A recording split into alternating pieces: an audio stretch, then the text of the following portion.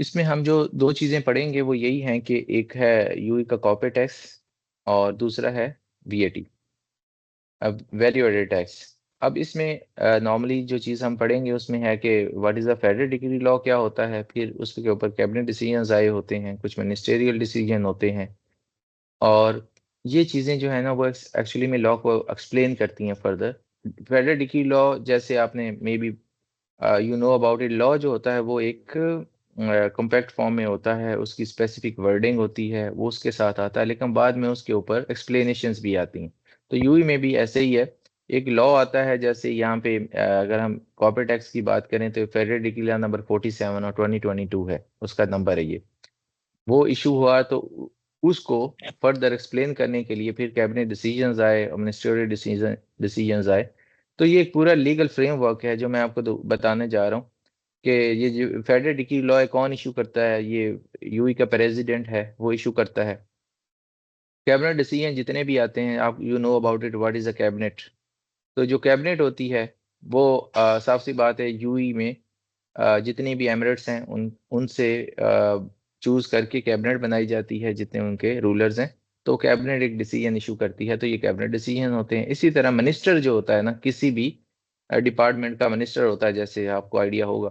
तो जो minister of finance है यहाँ पे, जैसे पाकिस्तान में भी you know about it, ministry of finance जो है उसका मिनिस्टर होता है, ऐसे ही यहाँ पे एक मिनिस्ट्री ऑफ फाइनेंस है, यू नो अबाउट इट कि जो मिनिस्ट्री ऑफ फाइनेंस है पाकिस्तान में वो ही एफबीआर की कंट्रोल कर रही होती है। यहाँ भी मिनिस्ट्री ऑफ फाइनेंस जो है वो एफटीए को रेगुलेट कर रही होती, चला रही होती साथ।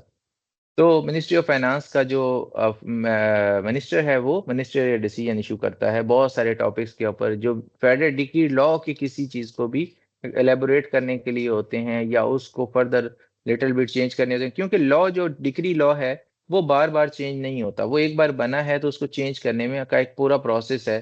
तो लॉ को चेंज करना मुश्किल है, इसीलिए इसके ऊपर वाई नॉट डायरेक्शंस लेनी है, कुछ छोटी मोटी चेंजेस देनी है, तो वो कैबिनेट डिसीजन से और मिनिस्ट्रियल डिसीजन से लेके आनी चाहिए।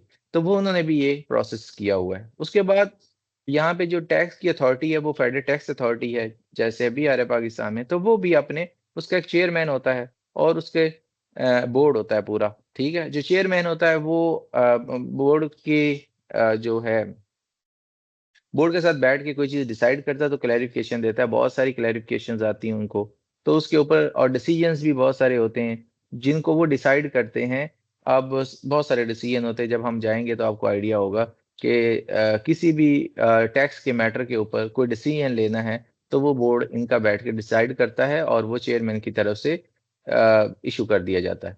इसी तरह यहाँ पे जो फेडरल टैक्स अथॉरिटी है उसने कुछ गाइड्स बना दी हैं यूजर्स के लिए, ये जितनी कंपनीज हैं यहाँ पे या नेचर पर्सन उनके लिए, ताकि वो अपने बहुत सारे जो टैक्सेशन के मैटर्स हैं ना वो गाइड्स पढ़ें तो उनसे उनका सोल्यूशन निकल आए, वो उन चीज़ों को बेहतर अंडरस्टैंड कर सकें।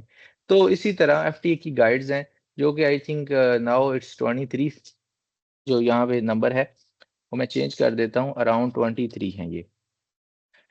तो इसी तरह पब्लिक क्लैरिफिकेशंस भी हैं, ये भी अब मोर देन वन है। तो वो भी मैं आपको एफटी की ओरिजिनल साइट से भी दिखा देता हूँ ताकि आपको आइडिया हो जाएगा। तो ये एक लीगल फ्रेमवर्क है यूई के अंदर। इसमें आपका कोई क्वेश्चन है तो आप एक्सक्यूज मी पूछ सर। सकते हैं। जी जी। मैं हाँ जी, मैं ये पूछना चाह रहा था कि इसके ऊपर बुक्स भी अवेलेबल है कि ये सिर्फ ऑनलाइन ही गाइड्स हैं इसकी? बुक्स कुछ नहीं होती, ये एक गाइड्स हैं, ये पीडीएफ फॉर्मेट में उन्होंने इशू की हुई हैं, ठीक है। वो आप भी रीड कर सकते हैं, हम भी रीड करते हैं। ये कोई उनका डिजाइंड कोर्स नहीं है एफटीए का या गवर्नमेंट का कोई डिजाइन कोर्स नहीं। जैसे पाकिस्तान में भी लॉ आता है ना तो वो ऑफिशियल गजट में पब्लिश होता है, ठीक है। इसी तरह यहाँ का federal decree law official gazette में पब्लिश हो जाता है, आप डाउनलोड कर लेते हैं। इसी तरह एफटीए को गाइड इशू करता है तो अपनी वेबसाइट पे प्लेस कर देता है कि ये एक टॉपिक है, उसके रेलिवेंट ये एक गाइड है, ठीक है। वो गाइड वो पीडीएफ फॉर्मेट में इशू करके रख देता है, आप जाते हैं डाउनलोड करते हैं पढ़ लेते हैं, समझ रहे हैं?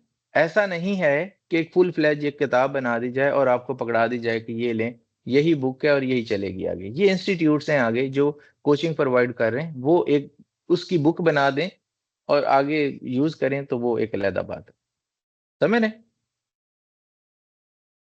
हम्म। जैसे एक एग्जांपल देता हूं मैं आपको अभी, आपको चले अब 2016 से इस पे लॉ आने स्टार्ट हुए टैक्स के ऊपर, क्योंकि पहले वीएटी आया था 2018 में, ठीक है। इसी तरह फिर 2022 में ये कॉर्पोरेट टैक्स आ गया। तो ये अभी सारा कुछ आई जा रहा है। ये जो गाइड्स हैं आपकी, ये सारी गाइड्स एफटीए की वेबसाइट पे प्लेस होती हैं। अगर आप वहां से पढ़ना चाहें तो आप पढ़ भी सकते हैं। यहाँ होगा ओपन मेरे पास कहीं, तो मैं आपको दिखा भी देता हूँ। अब वहां से जाके इसे पढ़ लें, नो प्रॉब्लम एट ऑल। ये देखें, फेडरल टैक्स अथॉरिटी की साइट है, वहां पे आ जाएंगे टैक्सेस या टैक्सेस में आप कॉर्पोरेट टैक्स पे जाएं, वैट पे भी जा सकते हैं। कॉर्पोरेट टैक्स में आप जाएंगे तो ये वर्कशॉप भी पढ़ी हुई, गाइड्स भी पढ़ी। आप गाइड्स में जाके वहां से आप ये गाइड्स देख सकते हैं, तो आपको आइडिया हो जाएगा कि मुझे और ये कोई छोटी छोटी नहीं होती। इनको पढ़ने के लिए नॉलेज भी चाहिए, और इनको पढ़ने के लिए, अंडरस्टैंडिंग के लिए काफी टाइम रिक्वायर्ड होता है। मतलब ऐसा नहीं है कि आप जाएंगे तो एक सेकंड में समझ आए, क्योंकि उसका एक पूरा फ्लो है जो मैं आपको बताना चाह रहा हूँ कि क्या फ्लो है। ये लें, ये गाइड, वो मैं आपको कहा था ना कि 23 है। ये देखें कितनी 23 है ना। तो 23 डॉक्यूमेंट्स ये गाइड्स की फॉर्म में है।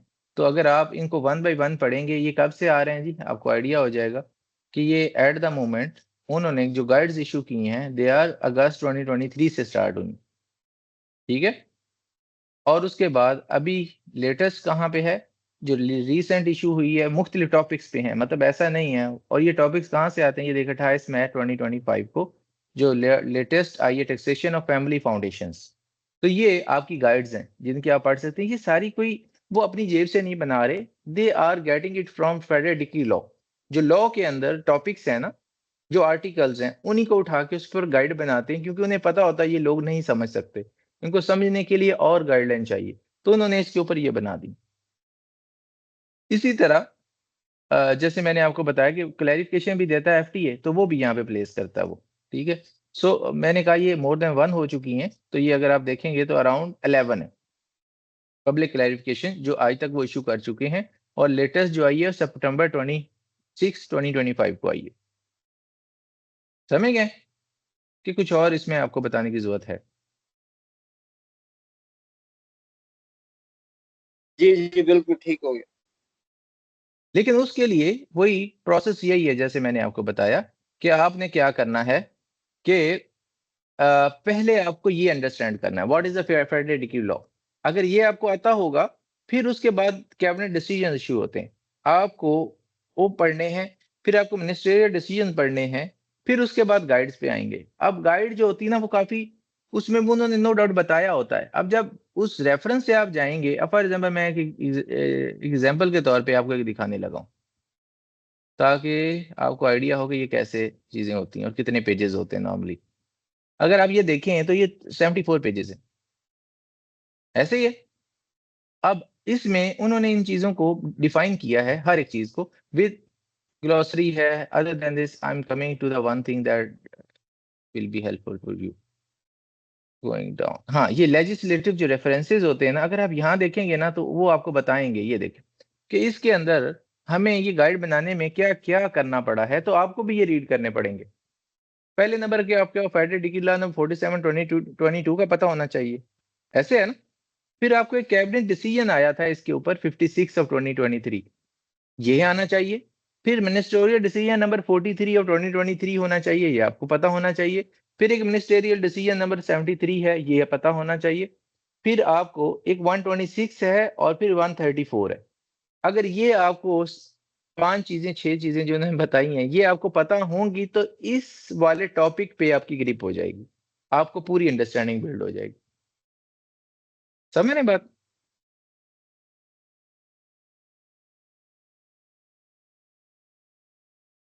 आंसर नहीं आया इसका मतलब है या तो समझ आ गई या बिल्कुल नहीं आई। चलें आगे बढ़ते हैं। तो इसमें उस दिन भी मैंने बताया था, लेट मी हाँ revise again. Sorry sorry sir, मैं आपकी बात सुन रहा था, मुझे समझ आ गई है। मैं समझ गया हूँ कि ये सब कुछ ऑनलाइन अवेलेबल है, इनके लिए कोई बुक्स वगैरह नहीं होती। शुक्रिया। बिल्कुल सही, नो प्रॉब्लम। अब जो कॉर्पोरेट टैक्स है ना, उसके लिए जो मेन चीज इंपॉर्टेंट है वो ये है कि आपको अंडरस्टैंड करना है कि इसके एलिमेंट क्या है। जब आपको एलिमेंट की समझ आएगी ना, तो आपको कॉर्पोरेट टैक्स समझ आने लग जाएगा। तो इसके जो एलिमेंट हैं वो आपको नजर आ रहे हैं 1 2 3 4। अगर if you know about what is a taxable person, corporate tax rate और टैक्स पीरियड और कॉर्पोरेट टैक्स रजिस्ट्रेशन, अगर ये 4 चीजें आपको पता हैं तो आपको सब्जेक्ट का पता लग गया कि यार इसमें कॉर्पोरेट टैक्स में ये 4 चीजें हमें अच्छी तरह पता होंगी ना, तो हम ये सारी चीजें कर पाएंगे। अब टैक्सेबल पर्सन में हमेशा 2 ही होते हैं यहाँ पे, तो वो एक नेचुरल पर्सन हो सकता है, एक जुरिडिकल पर्सन होता है। अब जुरिडिकल पर्सन क्या हो, नेचुरल तो आप अंडरस्टैंड करते होंगे, जैसे हम लोग हैं, being a natural person, human. Juridical person से मुराद है आर्टिफिशियल पर्सन, जिसे कंपनीज कहते हैं हम। क्या कहते हैं? कंपनीज। अब जितनी भी कंपनीज हैं, एलएलसीज हैं, उनको जुरिडिकल आर्टिफिशियल पर्सन कहा जाता है। सेकंड, यहाँ पे क्या चीज इंपॉर्टेंट है, टैक्स का रेट। तो क्या है यहाँ पे टैक्स का रेट, किसी को है idea by the way? That is a 9%। 9%, 9%। Yes, yes, 9% rate है। फिर टैक्स पीरियड, वेरी इंपॉर्टेंट। क्या टैक्स रियल टाइम में थोड़ा लगता है, एक पीरियड होता है जिसमें हम कहते हैं कि इतना टाइम होगा, उसके बाद जितनी आपकी इनकम होगी उसके ऊपर टैक्स लग जाएगा। और फॉर एग्जाम्पल यहाँ पे tax period is very important. फिर कॉर्पोरेट टैक्स की रजिस्ट्रेशन, ये भी इंपॉर्टेंट है। यहाँ पे ऐसा नहीं होता, जैसे अभी आप पाकिस्तान में, आप मुझे इतना आइडिया नहीं है कि you may be a consultant there, you know about the Pakistan.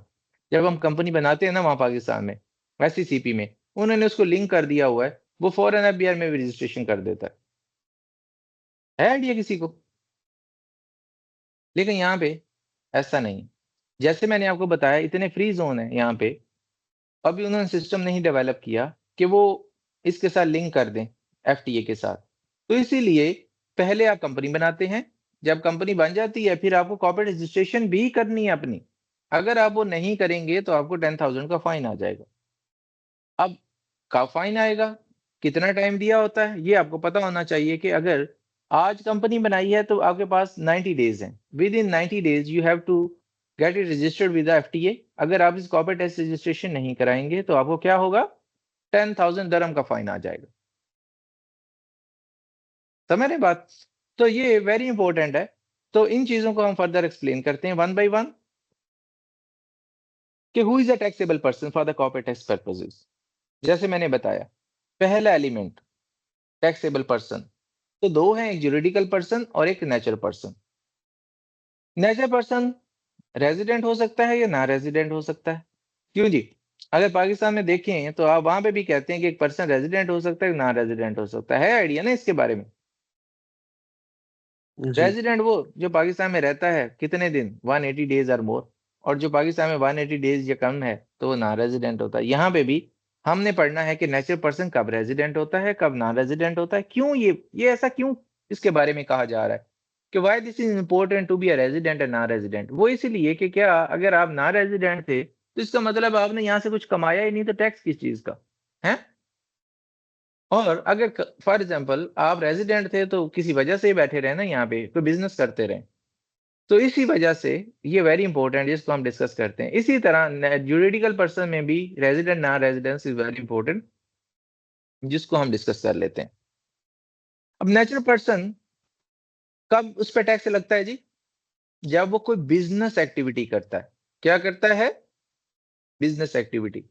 अगर आप जॉब कर रहे हैं तो आपके ऊपर कोई टैक्स नहीं है, क्योंकि आप बिजनेस एक्टिविटी नहीं कर रहे। बिजनेस एक्टिविटी वैसे क्या होती है आइडिया? बिजनेस का है आइडिया कि बिजनेस क्या होता है? कोई सर ऐसा चीजों को सेल काम? परचेज कर रहे जी, हैं, सर गुड्स का कोई भी सेल परचेज कर रहे हैं। गुड्स है, सर्विसेज है, कुछ भी है जिसमें आप, इसकी प्रॉपर डेफिनेशन उन्होंने दी हुई है, वो भी मैं आपको दिखा देता हूँ। तो कोई भी ऐसा काम जो रेकरिंग बेसिस पे आप कर रहे हैं और रेगुलर बेसिस पे कर रहे हैं, और वो प्रॉफिट मेकिंग पर्पसेस के लिए कर रहे हैं, जिसमें बहुत सारे सब्जेक्ट्स हैं, ठीक है, वो मैं आपको इसकी डेफिनेशन एग्जैक्टली दिखा देता हूँ। तो उससे क्या है कि आप बिजनेस एक्टिविटी कर रहे हैं, आपकी इंटेंशन है प्रॉफिट कमाना, और रेगुलर बेसिस पे कर रहे हैं, तो वो एक बिजनेस एक्टिविटी समझी जाती है, और वो उसके ऊपर आपको टैक्स देना पड़ेगा। इंडिविजुअल की बात हो रही है, किसकी? नेचुरल पर्सन की बात हो रही है। अगर आप बिजनेस एक्टिविटी नहीं कर रहे तो फिर आपको टैक्स नहीं देना। समझ रहे? लेकिन उसके लिए भी एक थ्रेशोल्ड है, कितना? 1 मिलियन। अगर आप कोई बिजनेस एक्टिविटी भी कर रहे हैं लेकिन आप उससे रेवेन्यू जो कमा रहे हैं ना, वो कितना है? 1 मिलियन और लेस। कितना भाई? 1 मिलियन और लेस। तो आपने टैक्स नहीं देना। और टैक्स नहीं देने से क्या मुराद है? आपको कॉर्पोरेट टैक्स में रजिस्टर होने की भी जरूरत नहीं है।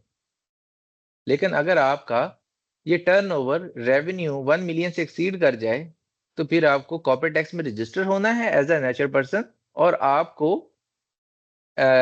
जो मैंने आपको बताया कि टैक्स देना है वो आपको देना है। इस बात की समझ आई आपको? जी सर।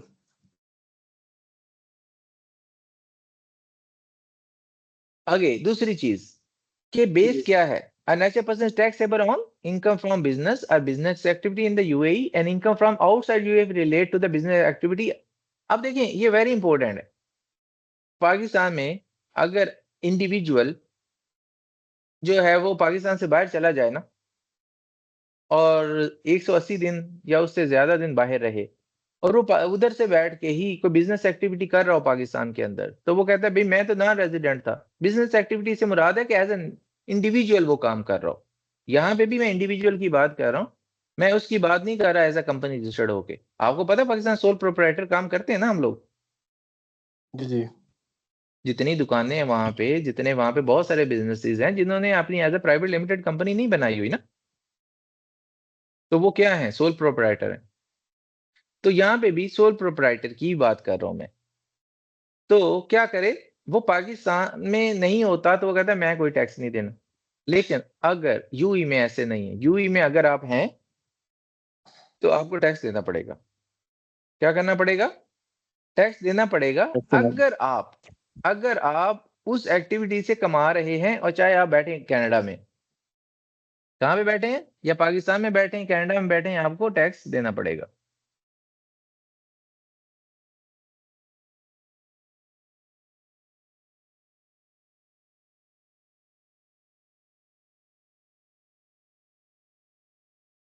चलें जी आगे बढ़ते हैं थोड़ा सा। इसकी अगर समझ आ गई है तो फिर आगे चलते हैं। और एक चीज याद रखनी है जो मैंने यहाँ पे आपको बताया, ये आगे भी बल्कि मैं बता ही दूंगा। जो नेचुरल पर्सन है ना, उसका जो ईयर एंड होता है वो नॉर्मली, या जो फाइनेंशियल ईयर उसका होता है वो 1 जनवरी टू 31 दिसंबर होता है। तो ये हम आगे भी डिस्कस कर लेते हैं क्योंकि ये आगे आना है।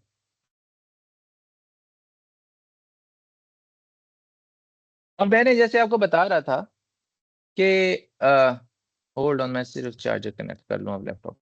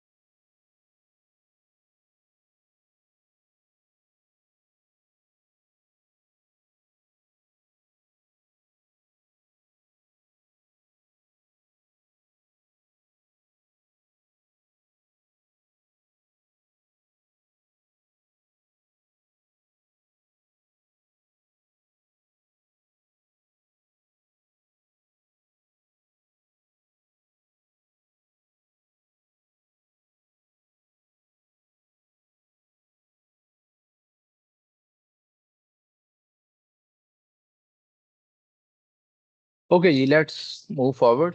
तो इसमें जब आप नेचर पर्सन की इनकम ये 1 मिलियन कैलकुलेट करेंगे ना कि व्हाट इज 1 मिलियन दरम, तो उसमें आपने सैलरीज और वेजेस नहीं लेनी। जैसे मैंने कहा उसकी पर्सनल इनकम पे कोई टैक्स नहीं है, सिर्फ बिजनेस इनकम पे। अब सैलरीज और वेजेस तो बिजनेस में नहीं फॉल करते ना, आप कहीं जॉब कर रहे हैं तो उस पर कोई टैक्स नहीं है। अगर उसने सैलरी से कमा के कहीं इन्वेस्टमेंट की हुई है तो उसके ऊपर उसको रिटर्न आ रहा है। जैसे आपने कोई यहाँ पे कोई फ्लैट खरीदा हुआ है, ठीक है, यहाँ पे आपने कोई बैंक में पैसा रखा हुआ है, यहाँ पे आपने कोई शेयर्स खरीदे हुए हैं, तो उसके ऊपर रिटर्न आता है ना, तो उसके ऊपर कोई टैक्स नहीं है, वो बिजनेस नहीं है आप कर रहे। रियल एस्टेट इनकम, वही जो मैंने आपको बताया कि आप यहाँ पे आपने कोई लैंड ली हुई है या आपने कोई यहाँ पे फ्लैट लिया हुआ है, तो उसके ऊपर आपको रेंट जो आ रहा है ना, उसके ऊपर कोई टैक्स नहीं है। That is not a business. ये आप पर्सनल कैपेसिटी में कर रहे हैं। पर्सनल कैपेसिटी में कोई ऐसा नहीं। बिजनेस रिकरिंग होता है। क्या होता है? एक ऐसी एक्टिविटी होती है जो एक रिकरिंग होती है और पर्पज होता है प्रॉफिट मेक करना। तो इसीलिए नेचर पर्सन जो है ना वो ना required to register for the corporate tax अगर वो पर्सनल वाले ये काम कर रहा है और बिजनेस एक्टिविटी नहीं कर रहा, और साथ में अगर 1 मिलियन से उसका बिजनेस एक्टिविटी नहीं एक्सीड कर रही, 1 मिलियन का रेवेन्यू नहीं कमा रहा वो एज अ बिजनेस, तो वो क्या है, उसे कॉर्पोरेट टैक्स में रजिस्टर होने की जरूरत नहीं है। अदरवाइज वो इससे एक्सीड करेगा तो होगा। कोई क्वेश्चन है तो पूछ लें, नहीं तो फिर आगे चलते हैं। अभी आपने कहा है कि जो इंडिविजुअल है अगर वो उसकी सैलरीज वगैरह की, लेकिन सैलरीज के ऊपर टैक्स नहीं है, ये तो अंडरस्टूड है। तो लेकिन मैं ये पूछ रहा था कि अगर उसका फॉर एग्जांपल उसकी इनकम मिलियन से ऊपर है इसका रेवेन्यू, लेकिन आफ्टर ऑल एक्सपेंसेस वो मिलियन से नीचे हो जाती है नेट ऑफ सैलरीज आल्सो, तो फिर भी उसको टैक्स वगैरह देने की जरूरत नहीं है ना? दोबारा क्वेश्चन रिपीट करें। एंड में आपने क्या कहा? 1 मिलियन से उसकी क्या जो हो जाता है? इनकम होगी, उसकी इनकम जो होगी नेट ऑफ सैलरीज जो है वो 1 मिलियन से नीचे चली जाती है, तो फिर भी वो टैक्स नहीं देगा, लेकिन वहां पे वो अपनी सैलरीज वगैरह को शो करेगा एज एन एक्सपेंस। नहीं नहीं नहीं, वो जब सैलरीज है ही नहीं उसको नेट ऑफ करने की जरूरत ही नहीं, वो काउंट फॉर ही नहीं करनी ना। हम तो एक डिफरेंट सेगमेंट की बात कर रहे हैं कि हम कह रहे हैं सिर्फ और सिर्फ बिजनेस इनकम को काउंट फॉर करना है।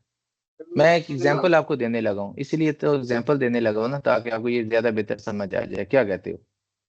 क्योंकि क्योंकि क्योंकि मैं पूछ रहा था क्योंकि उसका यही एक सोर्स ऑफ इनकम यही है, तो वो जाहिर है उसके लिए वो पैसे तो निकालता होगा अपने काम के लिए, अपने पर्सनल यूज के लिए। पर्सनल यूज के लिए कि मतलब आप कह रहे हैं कि वो बिजनेस कर रहा है और पर्सनल यूज के लिए भी पैसे निकाल रहा है, ऐसे कह रहे हैं ना? हाँ जी, उसका तो वो सोर्स ऑफ इनकम यही एक है, तो जाहिर है कि हर जगह हाँ, से पैसा अगर तो नहीं वो लेगा हाँ वो। बिल्कुल, जो अगर आप कॉर्पोरेट टैक्स में रजिस्टर्ड है तब वो वाकई लेता होगा, तो साफ सी बात है वो जब अपनी रिटर्न फाइल करेगा तो उसमें एज अ लेगा वो, लेकिन उसकी एक लिमिट है, उसकी भी एक थ्रेशोल्ड है कि कितनी सैलरीज और वेजेस आप ले सकते हैं जब ऑनर है ना कंपनी का कोई अच्छा भी। सर, ये अभी आपने जी जी कहा कि आप कॉर्पोरेट टैक्स रजिस्ट्रेशन तक आपने बताया, तो क्या आप कॉर्पोरेट टैक्स रिटर्न फाइलिंग का भी प्रोसेस बताएंगे? जी जी बिल्कुल बताएंगे। अ, Mr. A is a nature person providing interior design consultancy services and his office in Dubai. Mister A हैं जी, एक नेचर पर्सन है, वो इंटीरियर डिजाइन कंसल्टेंसी सर्विसेज दे रहे हैं और ऑफिस दुबई में है उनका। During the most recent tax period mister A received 88,000 from consultancy services.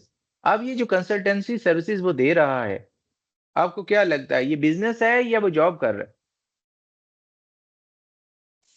Business. Business है। AED 100,000 dividend from the personal investment, ये क्या है? बिजनेस है या पर्सनल इनकम है? अगेन अगेन सर, क्या कहा आपने? ये AED 100,000 dividend from personal investments, वो ये उसका डिविडेंड है सर, उसको डिविडेंड मिलता है वो, उसकी ये इनकम है dividend of business. Business income है या ये पर्सनल इनकम है? इसका लिंक है बिजनेस के साथ? कोई ये नहीं है पर्सनल जी। AED sir 200,000 gain. जी जी।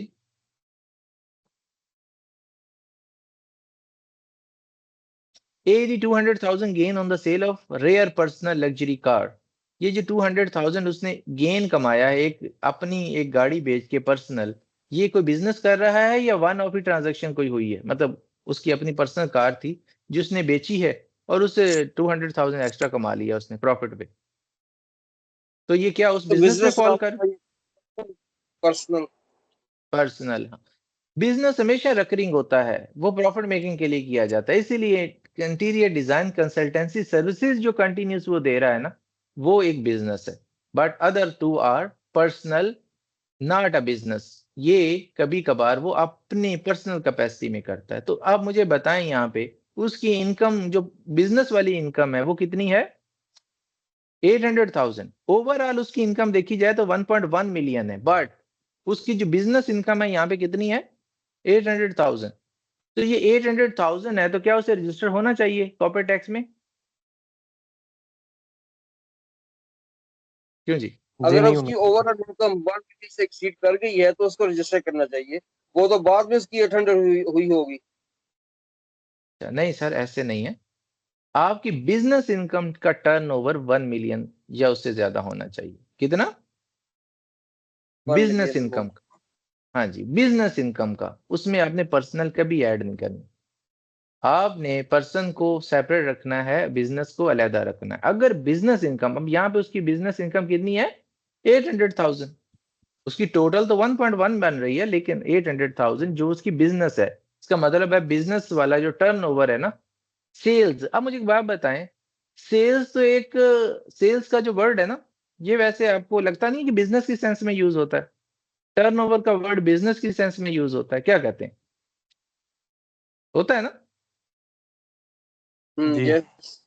हाँ, तो हम बात ही तो टर्नओवर की कर रहे हैं। हम बात कर रहे हैं कि उसका टर्नओवर। टर्नओवर होता है सेल। सेल होता है रकरिंग। हमेशा कोई भी बिजनेस सेल्स करता है वो रकरिंग होती है, वो एक बिजनेस प्रोस्पेक्ट से की जाती है। तो उसकी 800 है, तो ये is not required to register for the corporate tax. There is no tax on that. ये लिखा हुआ।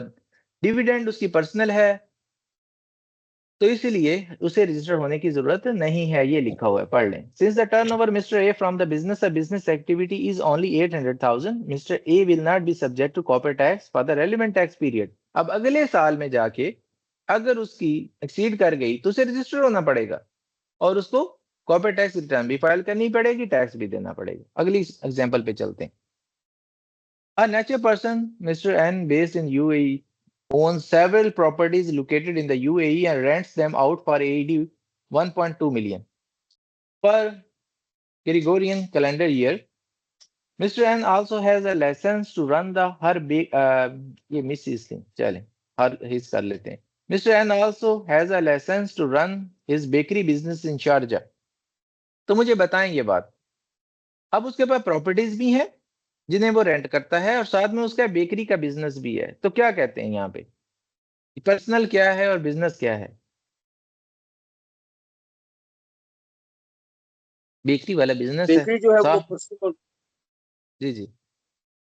बेकरी उसकी पर्सनल है और प्रॉपर्टी वगैरह का जो है वो बिजनेस हो गया। नहीं सर जी, लिखा हुआ है बेकरी उसका बिजनेस है और प्रॉपर्टीज उसकी अपनी है जो रेंट पे वो देता है, तो वो पर्सनल है। अच्छा, the other as way long around. As, हाँ, as long as the real estate activity is not required to be conducted through a license from the licensing authority, the income derived by Mr. N from the rental property is not subject to corporate tax, as the income is real estate investment income. However, income from the bakery business could be subject to corporate tax if AED 1 million turnover threshold is met in a Gregorian calendar year as of 1st January 2024. तो इसमें वही बात है, जो business income है अगर 1 million से exceed करेगी तो तब उसके ऊपर टैक्स लगेगा, उसे रजिस्टर होना है। अगर नहीं तो नहीं। जो पर्सनल इनकम है वो अकाउंट फॉर नहीं करनी। तो हम अब बात कर लेते हैं कि नेचुरल पर्सन का टैक्स पीरियड क्या होगा। क्यों जी? तो उसका हमेशा 1 जनवरी से क्या होगा, 31 दिसंबर हुआ करेगा। क्या हुआ करेगा? जब वो रजिस्टर किया करेगा ना, 1 मिलियन थ्रेशोल्ड अचीव कर लिया करेगा ना बिजनेस इनकम का, तो उसका रजिस्ट्रेशन करेगा, तो उसके बाद उसका जो फाइनेंशियल ईयर हुआ करेगा वो क्या हुआ करेगा, 1 जनवरी टू 31 दिसंबर ऑलवेज। अब 1 जनवरी से 31 दिसंबर की बात हो रही है, तो दिसंबर जैसे ही 31 दिसंबर हुआ करेगा ना, तो उसे रिटर्न कब फाइल करनी है? उसे हमेशा 9 महीने मिला करेंगे। कितने? 9 मंथ्स। 1 दिसंबर को अगर उसका खत्म हुआ है तो उसको 30 सितंबर के ऊपर अपनी रिटर्न सबमिट करनी है। ये डेडलाइन हुआ करेगी उसकी। समझ रहे हैं बात? अपनी रिटर्न सबमिट करनी है और टैक्स कोई बनता है तो वो देना है। अगर नहीं देगा तो उसके ऊपर सरचार्ज लगा करेगा। रिटर्न नहीं फाइल करेगा तो रिटर्न के ऊपर उसको क्या होगा, फाइन पड़ जाया करेगा। इस बात की समझ आई आपको? जी सर। ग्रेट। जी जी बिल्कुल। तो अब नेचुरल पर्सन में मैं आपसे अगर पूछूं कि नेचुरल पर्सन कब कॉर्पोरेट टैक्स में रजिस्टर करेगा, तो आप कैसे बताएंगे मुझे?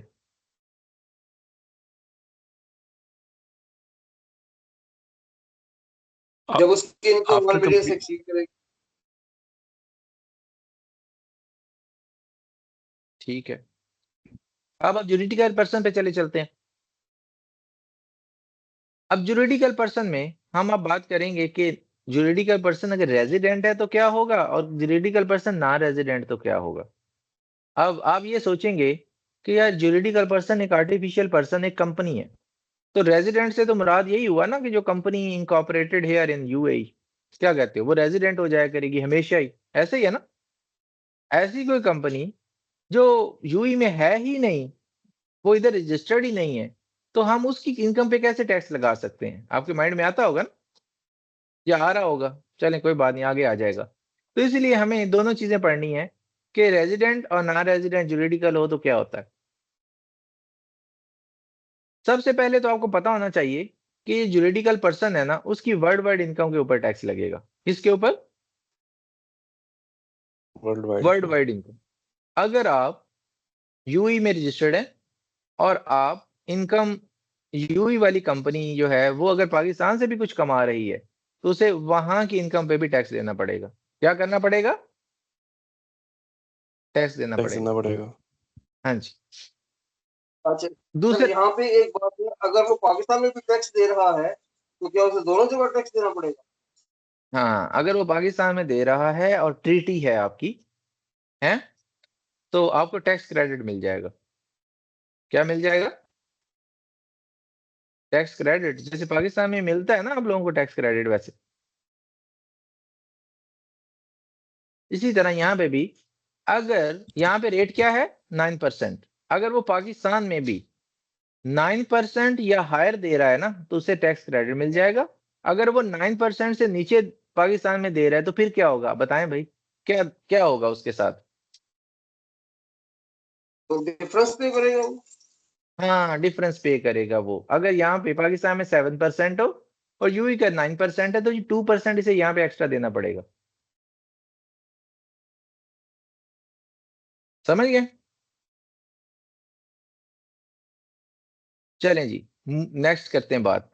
तो एक और चीज जो आपने हमेशा माइंड में रखनी, जितने भी कंपनीज हैं, एलएलसीज हैं ना यहाँ पे, उन सबको कॉर्पोरेट टैक्स में रजिस्टर होना है। क्या होना है? सबको within 90 days of from their registration क्या होना है? कॉर्पोरेट टैक्स में रजिस्टर होना है हर सूरत, अदरवाइज 10,000 फाइन है। हमने नेचर पर्सन के केस में देखा कि वो जब उसका थ्रेश होल्ड 1 मिलियन एक्सीड करेगा तो तब रजिस्टर होना है उसने। ऐसे ही है ना, बिजनेस इनकम का थ्रेश होल्ड जो 1 मिलियन टर्नओवर वाला है वो एक्सीड होगा तो रजिस्टर होना है, otherwise no need. But for the companies you have to be registered, it's you must be registered if जैसे इंकॉर्पोरेशन होनी है उसके 90 डेज के अंदर। डन है? इस बात की समझ आइए। अच्छा जी, सबसे पहले आपको ये अंडरस्टैंड करना है कि what is a juridical person. Juridical person क्या होता है जी? इनकॉर्पोरेटेड और otherwise establish are recognized in the UAE. अगर आपको यूएई की गवर्नमेंट ने ये जो फेडरल डिक्री लॉ है ना यूएई का, जो कंपनीज का लॉ है, federal decree law of companies वाला, कौन सा? कंपनीज वाला। वो अगर आपको रिकॉग्नाइज कर, उसके तहत या तो आप यहाँ इनकॉर्पोरेटेड है, जैसे पाकिस्तान में कंपनी इंकॉर्पोरेट करते हैं ना भाई, इधर भी कंपनी इंकॉर्पोरेट होती है ना, आप इनकॉर्पोरेट हुए हैं या एज एस्टेब्लिश हुए हैं, या आपको यूई के लॉ ने रिकॉग्नाइज कर लिया कि यू आर अ कंपनी, तो आपको क्या कह दिया जाएगा? You are a juridical person. जैसे आप अभी, आपको पता होगा, अगर आप माशाल्लाह पाकिस्तान के टैक्स को जानते हैं, वहां पे आपको आइडिया होगा, अगर आप जाएंगे ना उसके अंदर इनकम टैक्स ऑर्डिनेंस 2001 के अंदर, तो वहां पे आपके जाके देखिएगा, वहां कंपनी की डेफिनेशन दी हुई है ना, उसे पढ़िएगा। उसमें बहुत सारी चीजों को बताया गया कि एज टैक्स पर्पसेस के लिए वो कौन से पर्सन हैं जिनको हम कंपनी समझा करेंगे, है ना ऐसे, अगर आप लोग को पढ़ा हुआ है कभी तो, या इधर सर्च मार लें। हसन कुछ कहने लगा है। अच्छा, तो इसी तरह a juridical person that is incorporated or otherwise established or recognized under the applied applicable legislation of the foreign jurisdiction that effectively manage and control in the UAE.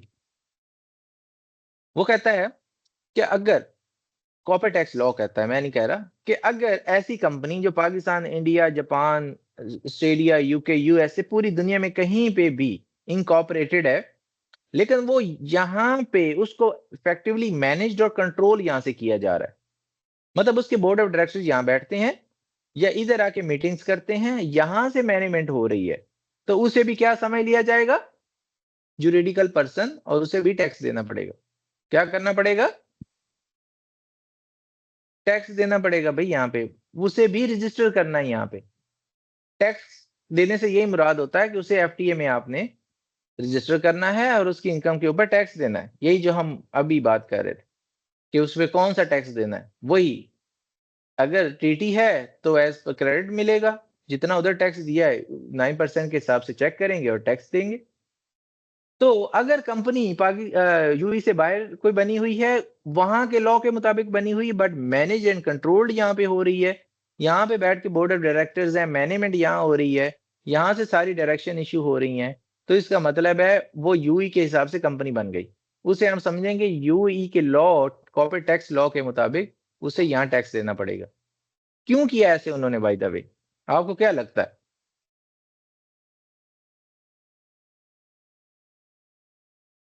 क्यों भाई, किसी को है आइडिया क्यों किया ऐसा उन्होंने? क्योंकि यहाँ के वो रिसोर्सेज इस्तेमाल कर रहे हैं, यूज कर रहे हैं, यहाँ से गेन कर रहे हैं वो। बिल्कुल ऐसे ही है, क्योंकि यूई ने एक ऐसा नेचुरल और न्यूट्रल वेन्यू दे दिया, न्यूट्रल वेन्यू, कि आ जाओ भैया यहाँ पे आगे रहो, एंजॉय करो, यहाँ से बैठ के अपनी कंपनियां चलाओ। तो बहुत सारी कंपनीज उन्होंने यहाँ क्या कर लिया, हेड ऑफिस बना लिए, हालांकि वो ऑपरेट मुख्तलिफ कंट्रीज में हो रहे हैं, ऐसे है ना, बट उन्होंने हेड ऑफिस यहाँ रखे हुए हैं। अब बहुत सारी आईटी कंपनीज भी ऐसी हैं, दूसरी भी हैं, क्योंकि यहाँ से वो बहुत सारी इंपोर्ट एक्सपोर्ट और इस तरह के प्रोसेसेस कर सकते हैं बैठ के, जो वो वहां से बैठ के नहीं कर सकते अपने अपने कंट्री से। हो रहा है ना ऐसे? तो इसीलिए यूई को ऐसा वेन्यू बना दिया गया कि वो यहाँ से बैठ के लोग आके सारा बिजनेस कंडक्ट करते हैं। यहाँ से चाइना जाना, यूएस जाना, यूके जाना, किसी भी कंट्री जाना आसान है ना, एज कम्पेयर टू पाकिस्तान। तो इसीलिए उन्होंने यहाँ से सेटअप कर दिया। अब इस वजह से उन्होंने कहा भाई आप यहाँ आके हमारे कंट्री में बैठ के ये सारा प्रोसेस करेंगे तो फिर साफ सी बात है टैक्स भी दें, तो हम आपको कंपनी ही समझेंगे और आपसे टैक्स लेंगे। नीचे मैंने लिख भी दिया कि whether a foreign company is effectively managed and controlled in the UAE से क्या मुराद है? Depends on facts and circumstances है। की डिटरमाइनिंग फैक्टर क्या है? जो स्ट्रेटेजिक मैनेजमेंट है, commercial decision are regularly and predominantly made in the UAE होने चाहिए। अगर वो इफेक्टिवली मैनेज कंट्रोल से यही मुराद है कि उसके सारे डिसीजन यहाँ पे कमर्शियल हो रहे हो और यहाँ से बोर्ड आके बैठ रहा हो या उसकी की मैनेजमेंट यहाँ से डिसीजन कर रही होती है, तो ये है जी। अब हमें टैक्स बेस इसकी देखनी है क्या है। उसमें पहले नंबर पे मैंने जैसे आपको बताया ना, रेजिडेंट पर्सन की तो वर्ड इनकम के ऊपर टैक्स है, और नॉन रेजिडेंट की क्या है? सब्जेक्ट टू द टैक्स तब है जब उसकी यूई में पीई हो। पीई से आप पूछेंगे कि सर ये पीई क्या है? PE is permanent establishment. क्या है? Permanent establishment. अब परमानेंट एस्टेब्लिशमेंट क्या होती है? वैसे वर्ड से क्या आपको लग रहा है? कोई आपने यहाँ परमानेंट कोई एस्टेब्लिशमेंट की हुई है, कोई परमानेंटली यहाँ पे बैठ गए ना? क्यों जी? कोई चीज एस्टेब्लिश की हुई है ना यहाँ पे परमानेंटली, कि यार मैं यहाँ से बैठ के ऑपरेट करूंगा, यहाँ से डिसीजन कर रहे हैं, यहाँ से बोर्ड बैठ रहा है आपका, कुछ चीजें हो रही हैं, तो ये परमानेंट आपने कोई चीज यहाँ बनाई हुई है। अब उसको आगे फर्दर भी देख लेंगे। अब वो कैसे है? Income arising from immovable property in the UAE, जिसे नक्जिज कहते हैं। अगर किसी कंपनी की यहाँ पे इमूवेबल प्रॉपर्टी है ना, तो उसे क्या कहा जाता है? नक्जिज है उसकी। क्या है? नक्जिज है, और उसे पीई समझा जाता है, permanent establishment. And state source income not attributable PE in the UAE currently subject to 0%। हाँ, अब देखें परमानेंट एस्टेब्लिशमेंट, जैसे मैंने आपको बताया कि यहाँ पे आपने कुछ फुली कुछ बनाया हुआ है, यहाँ पे आपका कोई ना कोई बंदा बैठता है, कोई परमानेंट प्लेस ऑफ बिजनेस है यहाँ पे आपकी। क्या है? परमानेंट प्लेस ऑफ बिजनेस है ना। यहाँ पे ऐसे थोड़े आप बैठे रहेंगे, कोई बंदा कोई कंपनी यहाँ किसी को हमें अपने एम्प्लॉय को, अपने टॉप मैनेजमेंट को तो नहीं बिठाएगी ना फ्री में, कि आ जाओ भाई, आ जाओ यहाँ पे यूएई में, एक रेंट पे जगह ले लो, यहाँ पे एक ऑफिस बनाओ और वहां बैठ जाओ। फ्री में तो नहीं बिठाएगी, काम के लिए बिठाया हुआ। तो वो कहते हैं भी काम के लिए बिठाया तो टैक्स दो। अभी यूएई में जो आपको आइडिया है, पाकिस्तान में विदहोल्डिंग टैक्स होती है ना, होती है वहां पे विदहोल्डिंग टैक्स। जब आप बहुत सारी पेमेंट्स आपने रिसीव करनी होती हैं या पेमेंट आपने करनी होती है ना, तो आप विदहेल्ड कर लेते हैं। जब रिसीव करनी होती है तो वो विदहेल्ड कर लेता है, जो आपको कह रहा है। सेल्स टैक्स में भी है और इनकम टैक्स में भी है। तो ये हम इनकम टैक्स की वैसे बात कर रहे हैं जी। यहाँ पे विदहोल्डिंग अभी जीरो है। क्या है? जीरो है अभी इस टाइम पे। नो विदहोल्डिंग समझ लें, उसका रेट 0% है। विदहोल्डिंग है बट 0% रेट है। ये नहीं कह सकते कि विदहोल्डिंग टैक्स है ही नहीं। There is a withholding tax but the rate is zero. कोई बात समझ आई है इसकी? हाँ जी। आगे चलें। जी अब sir. who is a non-resident person for the corporate tax purposes? A person that is not a resident person and meet only of the following condition: has a permanent establishment in the UAE। क्या होती है? Fix place business, ये जो मैंने आपको बताया। A place through which core business activities are conducted with a certain degree of prominence typically 6 month. उन्होंने कहा कि अगर कोई भी कंपनी यहाँ पे अपना कोई एक फिक्स प्लेस ऑफ बिजनेस बना लेती है और मिनिमम वो 6 महीने रहता है, तो हम उसे फिक्स प्लेस ऑफ बिजनेस समझेंगे और उसे पीई समझेंगे। ये टर्म आपने याद रखनी है और इसी को आपके आगे बड़े काम आएगी। दूसरा, डिपेंडेंट एजेंट पीई होती है। क्या होता है? Dependent agent PE. दो बातें हैं। परमानेंट एस्टेब्लिशमेंट क्या है? Fix place PE. दूसरा क्या है? Dependent agent PE. वैसे एजेंट क्या होता है? किसी को है आइडिया एजेंट क्या होता है?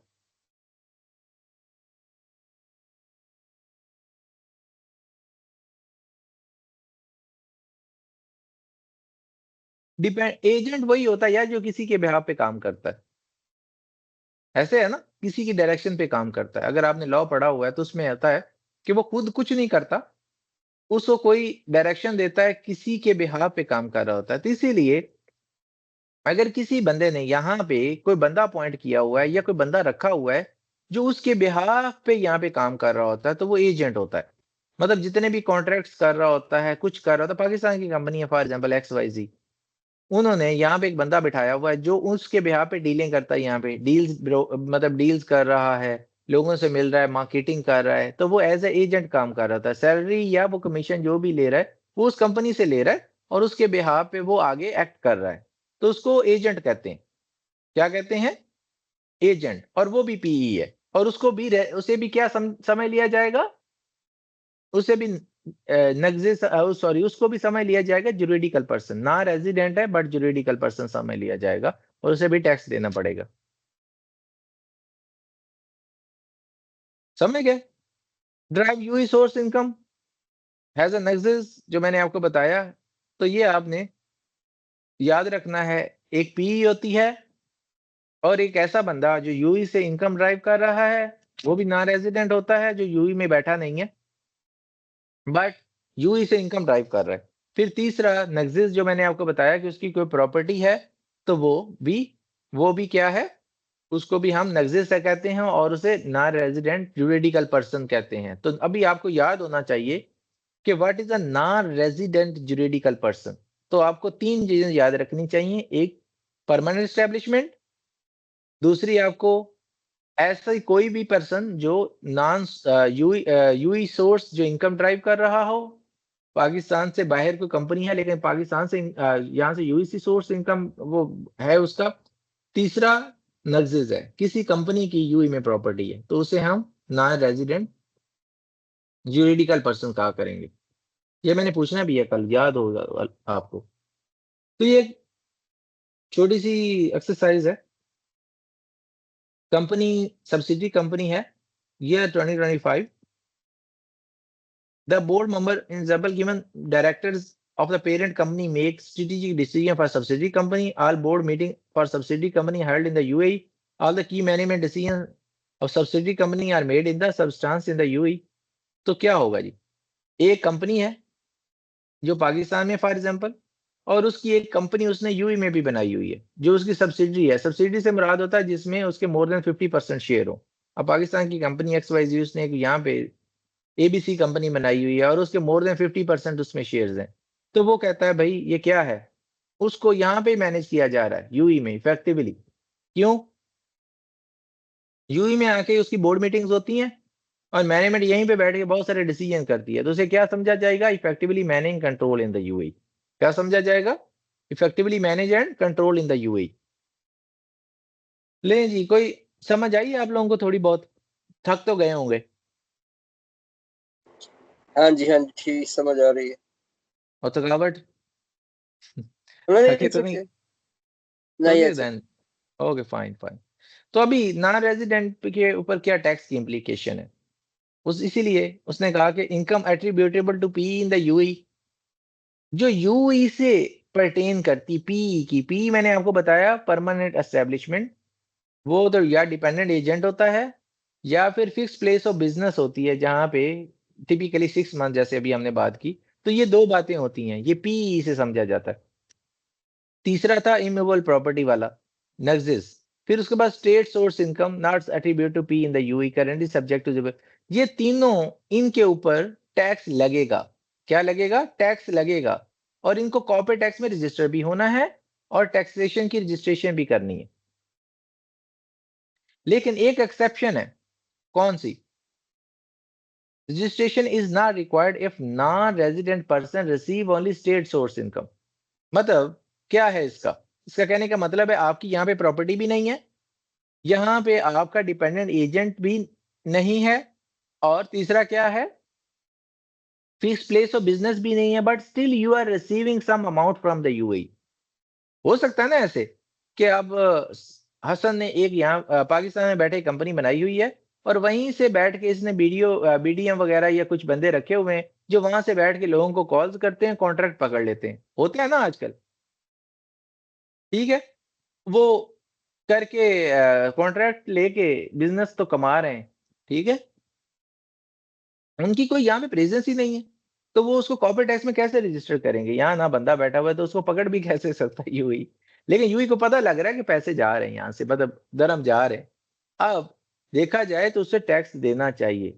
क्या करना चाहिए? देना चाहिए। अभी वो रजिस्टर नहीं हो रहा तो टैक्स भी नहीं दे रहा। एक्सेप्शन आ गई ना? क्यों जी? एक्सेप्शन आ गई तो वो टैक्स नहीं देगा क्योंकि रजिस्टर ही नहीं हो रहा।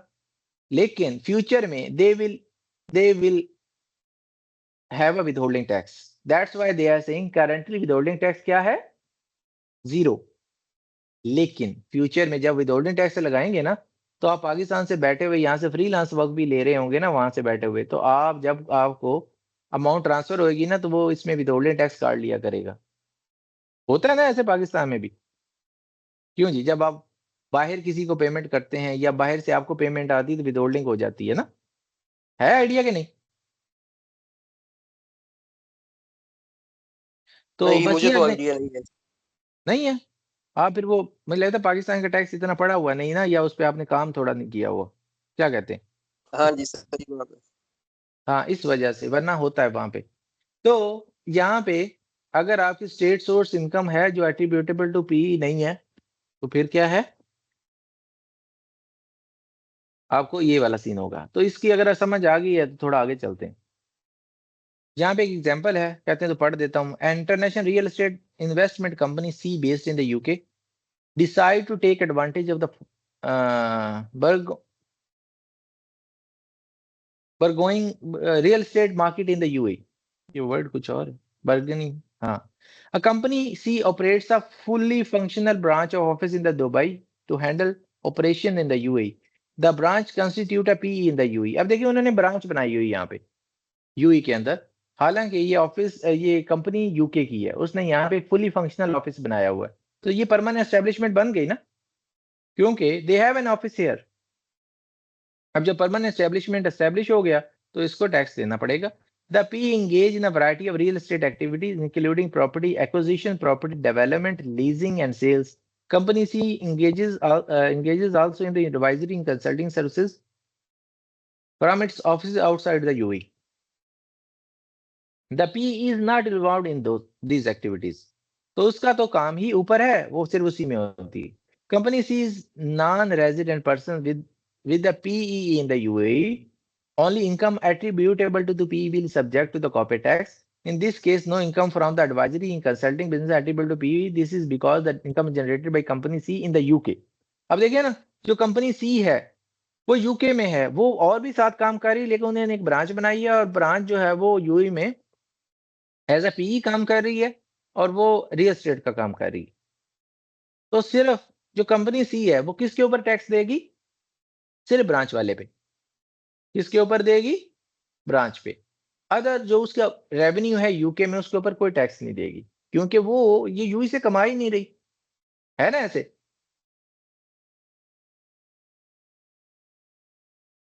मुझे लगता है थक गए। नहीं सर,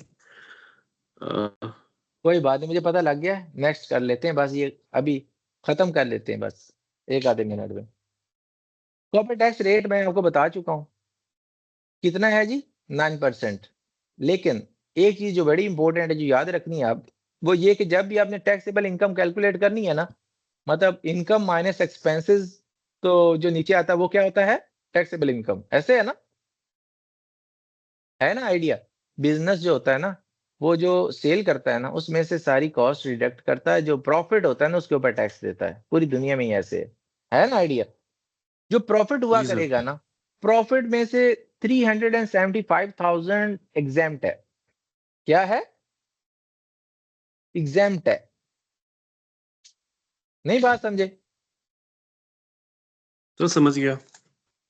देख लो, नहीं समझ हाँ आई जी, तो हाँ मैं जी, फिर देखिए सर, एक ये बात जो आपने कहा है कि जैसे रिपोर्ट में क्या टैक्सेबल जो है वो सेपरेट लिखना है और नॉन टैक्सेबल सेपरेट लिखना होगा? कौन सी रिपोर्ट? जो भी आप फाइनेंशियल रिपोर्ट जब बनाएंगे, जिसके ऊपर आपने जो अपना जहाँ पे आप अपना रेवेन्यू शो करेंगे इनकम टैक्स इनकम स्टेटमेंट में, तो उसमें जी जो जी है नॉन टैक्सेबल और टैक्सेबल इनकम जो है वो सेपरेटली शो करना है। हाँ जी बिल्कुल, उसकी एक वर्किंग होती है, उसे कहते हैं कॉर्पोरेट टैक्स रेकंसिलिएशन। क्या कहते हैं? Corporate tax reconciliation. हाँ, अच्छा, जब वो और उसमें जी जी और जो आप 375 एग्जाम्प्ट वो आप बता रहे हैं, वो किसके ऊपर है? वो जो टैक्सेबल है उसमें से डिडक्ट होगी? वो मैं आपको वही दिखाने लगा था। मैं कोई आपको सैंपल दिखा देता हूँ जल्दी से।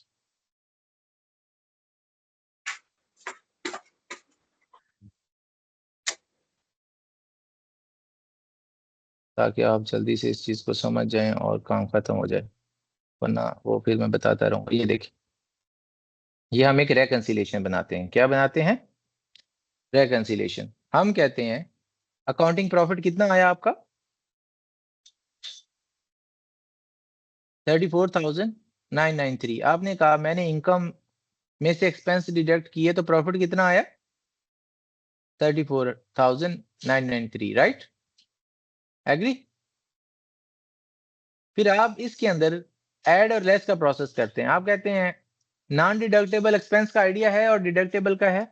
ऐसे वो एक्सपेंसेस जो लॉ अलाउ नहीं करता कि आप एज अ एक्सपेंस समझ के निकाल के प्रॉफिट कैलकुलेट करें, वो नॉन डिडक्टेबल होते हैं। और कुछ वो खुद ही कह देता है कि भाई ये डिडक्टेबल है, इनको माइनस कर लो। अगर आप पाकिस्तान का लॉ जानते हैं तो may be you know about it, if not आपको ये लॉ आता होगा तो आपको पता होगा। तो आप उसके एडजस्टमेंट करने के बाद आपने एग्जाम्प्ट इनकम को इस तरह रेकंसिलिएशन बना के माइनस करना। समझ रहे हैं बात? आपने देखिए उनका 34,000 का प्रॉफिट है, 35,000 का। अब उसको टैक्स वैसे भी नहीं है, बट स्टिल कैलकुलेशन में कोई और एक बल्कि आपको दिखाता हूं ताकि और आपको आइडिया हो जाए बेहतर, थोड़ा सो और अच्छे यानी वर्ड। कि इनका प्रॉफिट है 34,000 जी जी, इनका प्रॉफिट ही कम है ना। इंक्लूडिंग एवरीथिंग, यानी कि उसमें टैक्सेबल नॉन टैक्सेबल सब इंक्लूड है। जी जी जी जी।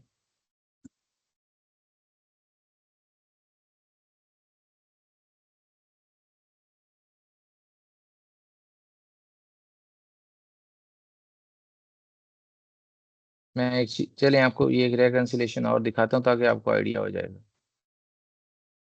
जल्दी से। ये देखें, ये एक एफएस है, ठीक है।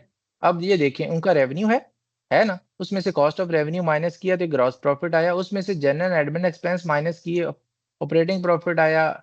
सारा कुछ करने के बाद ये उनका प्रॉफिट बिफोर टैक्स आया, समझ गए। अब हमने कॉर्पोरेट टैक्स की कैलकुलेशन करनी है, तो हम 24 पे चले गए कि ये कैसे आया है, क्योंकि वो ऐसे नहीं होता, उसमें एड लेस होना होता है। तो हम नोट नंबर 24 पे देख रहे हैं, ये देखें उनका प्रॉफिट आ गया बिफोर टैक्स, समझ रहे। उसमें ऐसे एक्सपेंसेस जो अलाउ नहीं है, जैसे यहाँ पे यूई में इंटरटेनमेंट एक्सपेंसेस जो हैं वो सिर्फ 50% अलाउ हैं। हमने तो जब प्रॉफिट लॉस कैलकुलेट किया था तो सारा ही एक्सपेंस माइनस कर दिया था इंटरटेनमेंट का, ठीक है, लेकिन वो अलाउ कितना है 50%, तो 50% हमने इसमें ऐड किया तो प्रॉफिट बढ़ गया उतने से, राइट। फिर हमने कोई और ऐसी एडजस्टमेंट जो अलाउ नहीं है टैक्स में और हमने वहां माइनस की हुई जिससे प्रॉफिट को कम किया हुआ है, हमने ऐड बैक कर दिया, ये भी हमने ऐड बैक किया, तो उनका एक प्रॉफिट निकल आया। अब ये देखें जो प्रॉफिट 15 मिलियन है उसमें से 375,000 एग्जेम्प्ट है, वो माइनस किया तो बाकी जो बचा, समझ रहे हैं ना, ये जो ये कोई अदर इनकम भी है उनकी, वो उसकी भी एडजस्टमेंट कर दी, जो बाकी बचा ना ये 12 मिलियन, कितना मिला बना 12 मिलियन, ये जो 12 मिलियन है ना इसके ऊपर 9% टैक्स लगेगा, 375,000 एग्जाम्प्ट है, समझ गए मेरी बात। हाँ जी। तो आपने इनकम माइनस एक्सपेंसेस, जो आपका टैक्सेबल प्रॉफिट बचेगा उसे प्रॉफिट कहते हैं, प्रॉफिट में से जितना आपका बने उसमें 375 एग्जाम्प्ट है। अगर आपका प्रॉफिट 375,000 से ज्यादा है तो इसका मतलब आपको टैक्स लगेगा, और अगर आपका प्रॉफिट 375,000 या उससे कम है तो इसका मतलब क्या होगा, टैक्स नहीं लगेगा, ऐसे ही है ना। क्यों जी, समझ आई इस बात की। जी जी सर। हाँ जी, हाँ जैसे, बिल्कुल समझ आ गई जी। हाँ तो अप टू 375,000 अगर आपका प्रॉफिट है तो नो टैक्स, और अगर 375 से ज्यादा है तो टैक्स लगेगा, तो यही बात लिखी हुई है।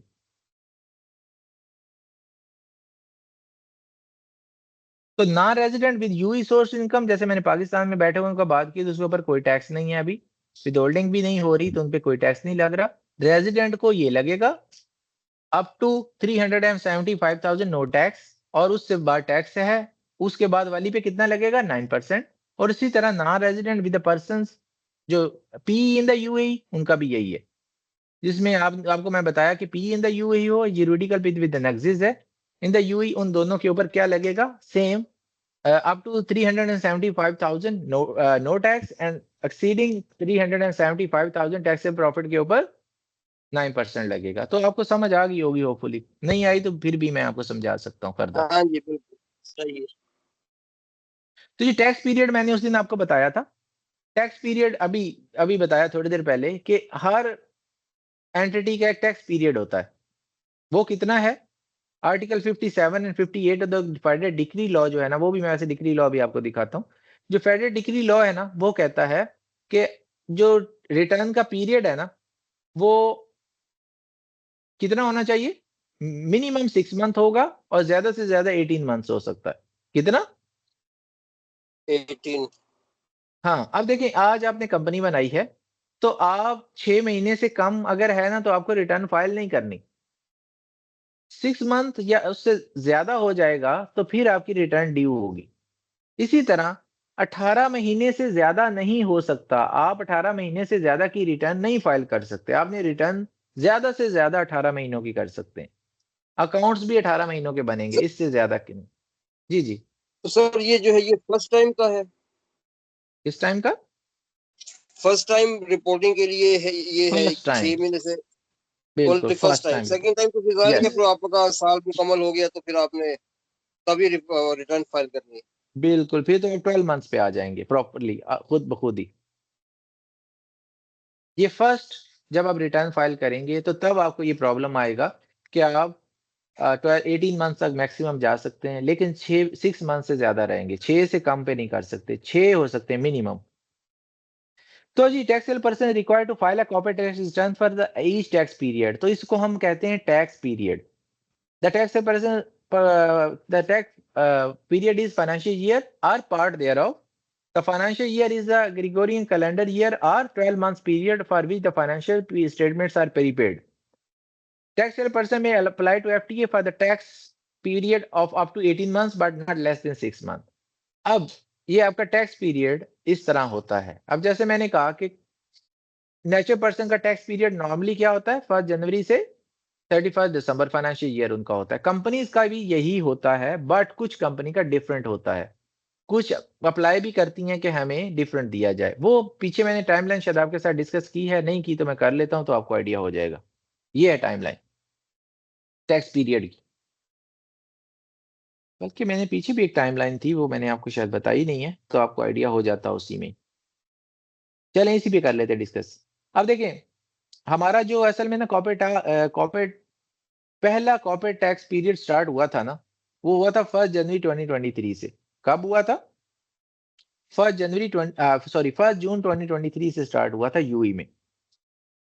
ऐसी कंपनीज जिन्होंने 1 जून 2023 एज ए लिया था ना, तो उसके आगे आप देखें तो उनका ईयर एंड कब खत्म होना चाहिए? एक साल आगे करना है आपने काउंट। तो 31 मई 2024 एक साल हो गया ना उनका, तो उनको आगे 9 महीने मिलेंगे कि वो अपनी रिटर्न फाइल कर लें। तो अगर ऐसी कंपनी में, वैसे पीछे था, मैं दोबारा ले जाता हूँ वापस आपको ताकि आपको आइडिया हो जाए। ये वाली टाइमलाइन शायद मैंने आपको नहीं दिखाई, ये टाइमलाइन नहीं दिखाई ना आपको, तो ये दोबारा देख नहीं लें। पहले नहीं देखी। हाँ, ये पहले आप अंडरस्टैंड करेंगे तो सब आ जाएगा, समझ आ जाएगा। हुआ क्या था 31 जनवरी 2022 के ना यूई गवर्नमेंट ने कहा था कि हम कॉर्पोरेट टैक्स लेके आ रहे हैं। क्या कहा था इन्होंने? अनाउंसमेंट की थी कि we are bringing a corporate tax. तो फिर 3 अक्टूबर 2022 को ना इन्होंने फेडरल डिक्री लॉ नंबर 47 और 22 इशू कर दिया। इसमें प्रॉपर लॉ आ गया था। पहले एक अनाउंसमेंट हुई थी कि हम लॉ लेके आ रहे हैं, कब? 31 जनवरी 2022 को। और कितने महीनों बाद ले आए? 9 महीनों के बाद। ऐसे ही है ना, 9 महीने बने ना, ऑलमोस्ट अक्टूबर आ गया ना।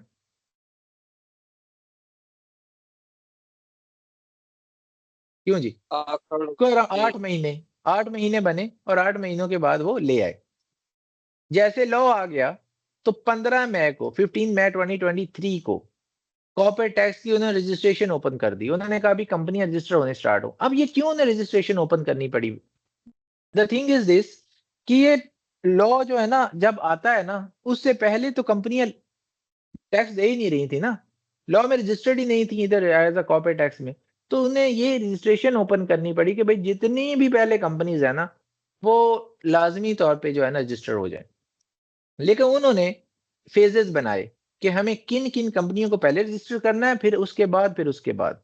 जैसे पाकिस्तान में भी कंपनीज की टाइप्स हैं। एक होती है प्राइवेट लिमिटेड कंपनी, एक होती है पब्लिक लिमिटेड कंपनी, है ना आइडिया? तो इसी तरह यहां पे भी उन्होंने क्या किया, 15 मई 2023 को ना जो पब्लिक ज्वाइंट स्टॉक कंपनीज है ना, पब्लिक ज्वाइंट स्टॉक कंपनीज वो होती हैं जिनके शेयर ट्रेड हो रहे होते हैं स्टॉक एक्सचेंज के, उसको और कुछ प्राइवेट कंपनीज को उन्होंने कहा कि आप लोग अपनी रजिस्ट्रेशन स्टार्ट करें 15 मई को। तो उन्होंने रजिस्ट्रेशन स्टार्ट कर दी। वो जो जो रजिस्टर हुई ना, उनको उन्होंने क्या कहा कि आपका पहला पीरियड को क्या होगा, 1 जून 2023। क्या कहा उन्हें? 1 जून 2023 आपका पीरियड स्टार्ट हो जाएगा। 15 मई से 15 दिन दिए एक तरह से देखा जाए तो रजिस्ट्रेशन के, ऐसे ही है ना, 15-20 दिन ही दिए और उन्होंने कहा था अपनी रजिस्ट्रेशन कराएं और आपका पीरियड स्टार्ट हो जाएगा। तो फर्स्ट टैक्स पीरियड स्टार्ट हुआ 1 जून 2023 को। 1 जून 2023 को क्या हुआ? First corporate tax year start हुआ। तो इसका मतलब है कॉर्पोरेट टैक्स एक्चुअली में लाइव हो गया, इंप्लीमेंट हो गया ना। जिस दिन से आपका टैक्स ईयर स्टार्ट हो गया तो इसका मतलब लाइव हो गया। फिर 1 जनवरी 2024 को उन्होंने सेकंड जो है ना, उन्होंने क्या किया, उन्होंने कहा जो बाकी कंपनीज है ना वो भी इस पीरियड में हो जाए। 15 मई से लेके आगे टाइम दिया उन्होंने, वो टाइम लाइन भी मैं दिखाऊंगा आप लोगों को कि रजिस्टर हो जाए। जितनी कंपनीज रजिस्टर्ड हुई उन सबको उन्होंने कहा कि आपका टैक्स पीरियड क्या है, 1 जनवरी से लेके 31 दिसंबर। उनका भी ऐसे हुआ तो उनका टैक्स पीरियड क्या बनेगा फिर, 1 जनवरी टू 31 दिसंबर बना और उनको आगे 9 महीने मिले 30 सितंबर 2025 कि आपने ड्यू डेट है आपकी और इसी पे आपने रिटर्न सबमिट करानी है। लेकिन ये जून वालों का कितना बना, साल आगे चले जाए और आगे उनको 9 महीने दे दें। इसी तरह हुआ 31 मई को उनका ईयर एंड हुआ और 28 फरवरी क्या हुआ, उनकी कॉर्पोरेट टैक्स की फाइलिंग हो गई। इसकी बात की समझ आई है थोड़ी बहुत?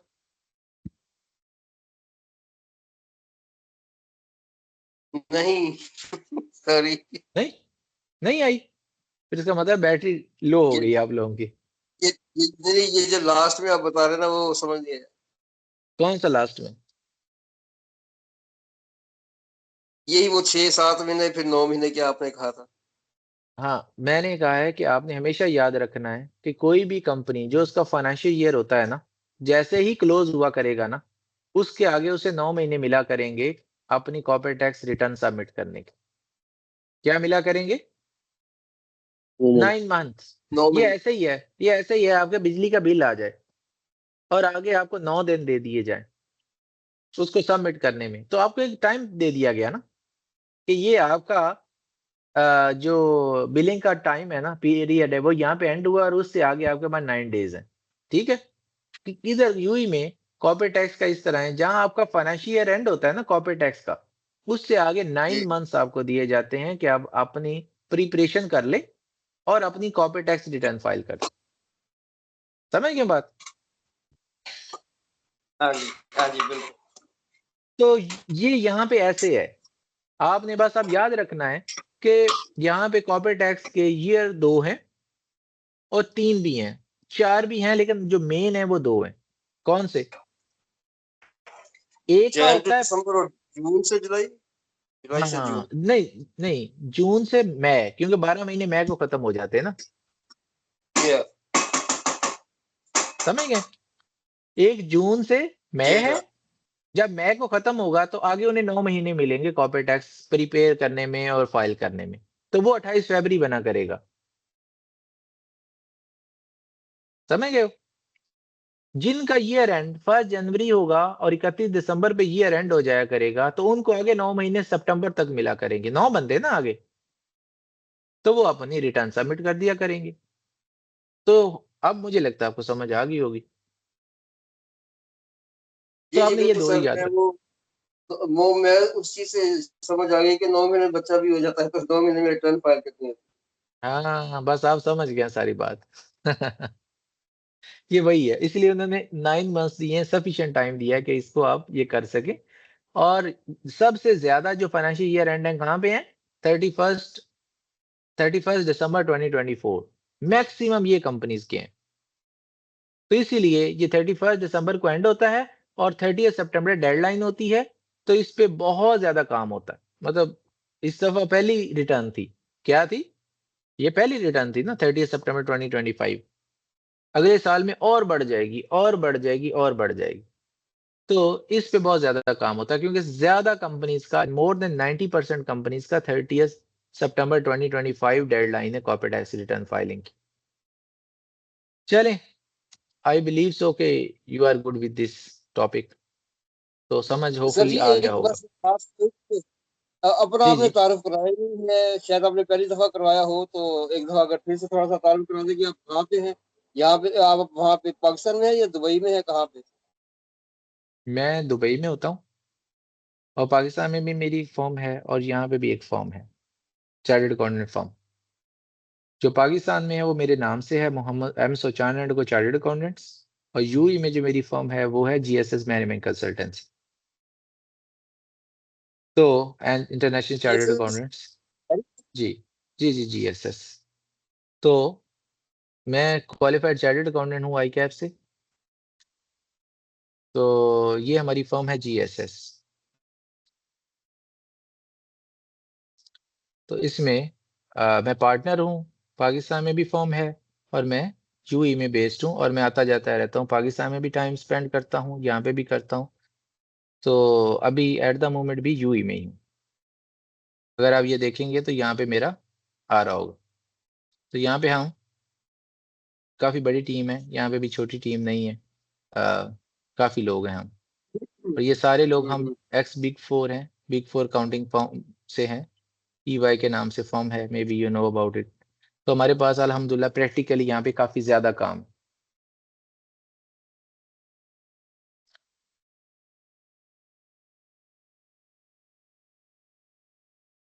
ये तारुफ है अच्छा मेरा छोटा सा। ये जी जी। अच्छा माशाल्लाह।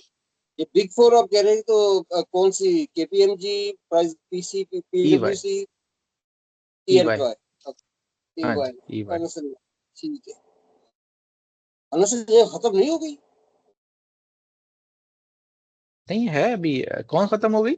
मैं इसको अगर अपने आप ईएनवाई ही नहीं नहीं नहीं, खत्म कहाँ से होगी वो? अ, खत्म नहीं हुई, उसका कुछ डिवीजन उन्होंने मूव कर अच्छा लिया। हाँ तो ऑपरेट तो कर रही है ना उधर। अच्छा एम सही मालिक है। रोड पे ऑफिस है अभी भी। हम्म, टैक्स में अभी भी हैं और फन एडवाइजरी में है। ऑडिट की डिवीजन उन्होंने मूव कर ली है।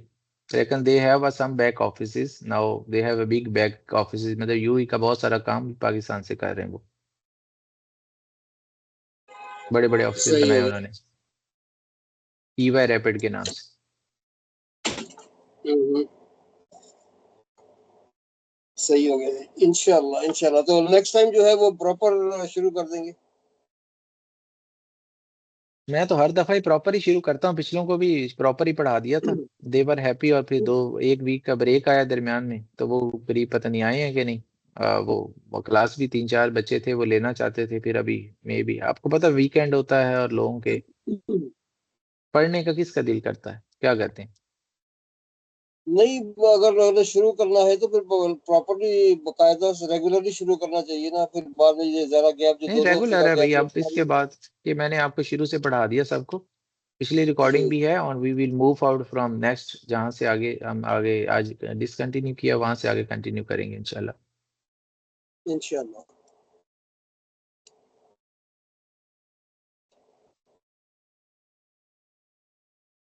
किसी और का कोई क्वेश्चन है, कुछ बात करना चाहता है तो कर लें, अदरवाइज फिर कंक्लूड करते हैं और नेक्स्ट क्लास में मिलते हैं। मे बी टुमारो भी हो class, but they will inform you. I think so tomorrow भी तो होगी, sir Saturday sir Sunday Dubai दो में भी दिन। इस तरह की आप दुबई में भी इस तरह की जी क्लासेस कंडक्ट करते हैं कि सिर्फ पाकिस्तान ऑनलाइन ही है?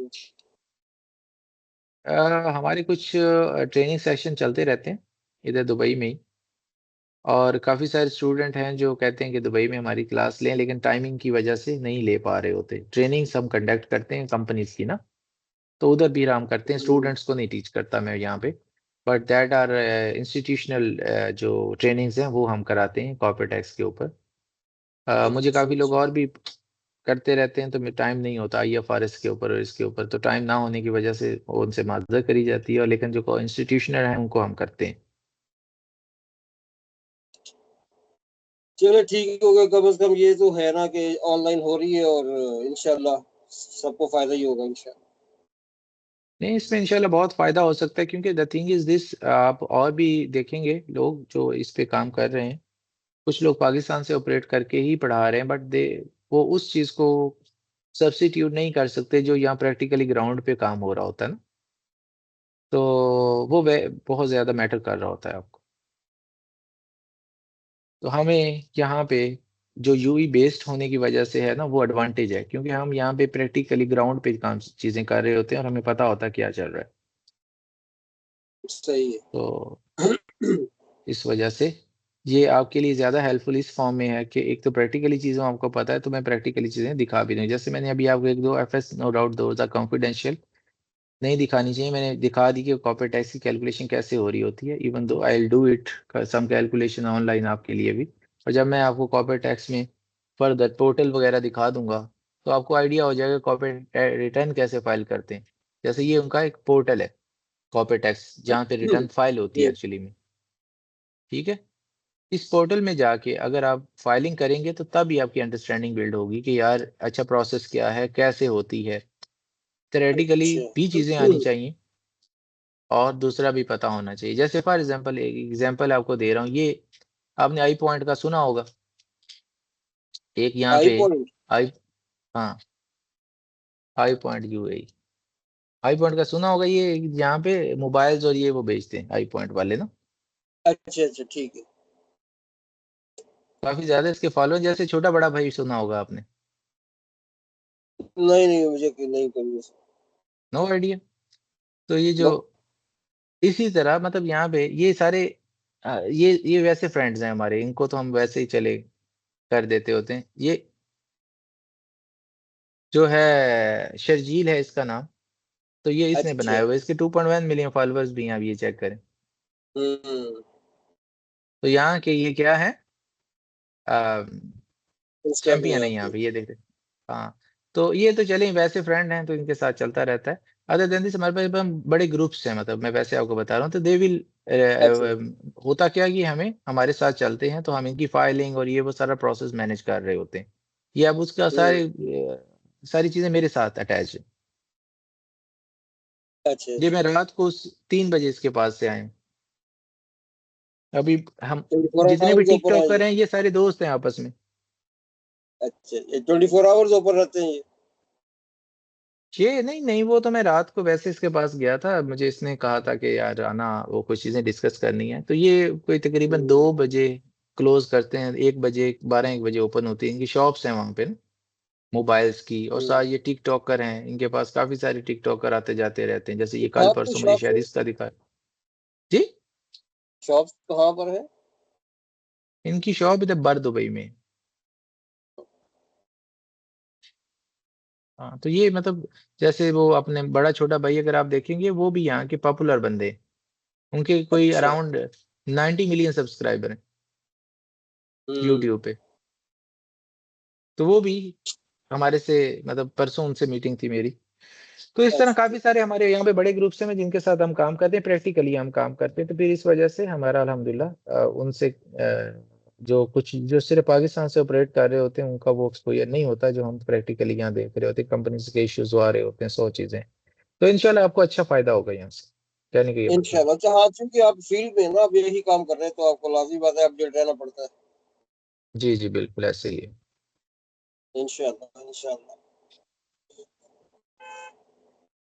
चलें, thank you so much guys, अगर कोई क्वेश्चन नहीं है तो let's close and see you tomorrow thank you इंशाल्लाह, सो मच। अगर क्लास होती है कल तो इंशाल्लाह। जी हाँ, चलें, शुक्रिया, बहुत थैंक यू। शुक्रिया। Thank you. No problem, no okay. Problem. Okay, अल्लाह हाफिज।